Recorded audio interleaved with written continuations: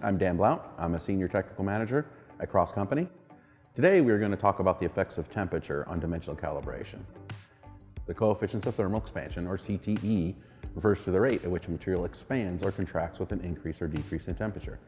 When materials are heated and cooled, the molecules of that material agitate and the average distance between them increases or decreases. This translates into an expansion or contraction of its dimensions.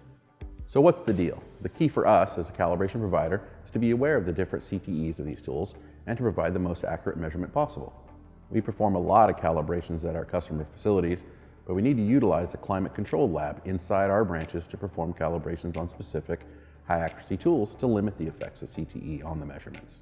For instance, if we arrive at a customer's facility without considering soak time or temperature and begin to calibrate a micrometer standard, for example, that reading is going to be very different than if we had time to acclimate in an industry standard 68-degree control room. To give you an example, we conducted an experiment on some cylindrical plug gauges where we measured them in 2 of our controlled labs and then again in a loosely controlled environment to determine the difference.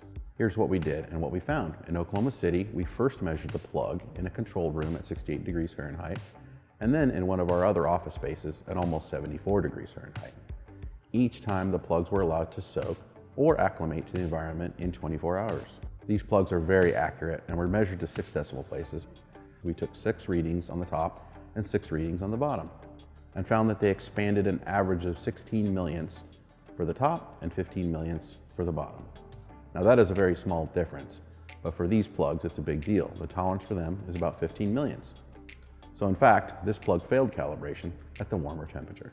Second, we performed an experiment in our Greensboro lab where we used 2 plugs of different sizes, one 0.75 and one at 1 inch. These plugs were left in a warm environment, 74 degrees for 24 hours, and then measured immediately upon being brought into the 68-degree room. We then let them stabilize at the cooler temperature and remeasured them. As you would expect, they shrunk during the second measurement. In fact, the average value changed in size by about 37 millionths for the smaller plug and 57 millionths for the larger, well outside of the tolerance for these tools and causing them to fail the initial reading and pass the second reading. So this all relates to calibrations taking place in our lab. But don't forget, at your facility, your gauges and masters used to calibrate them must be allowed to acclimate to the same temperature in order to measure them as accurately as possible.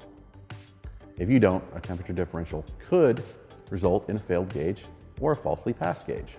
Please reach out to us with any questions you might have about best practices accounting for CTE, or if you need calibrations performed, contact the measurement experts at Cross.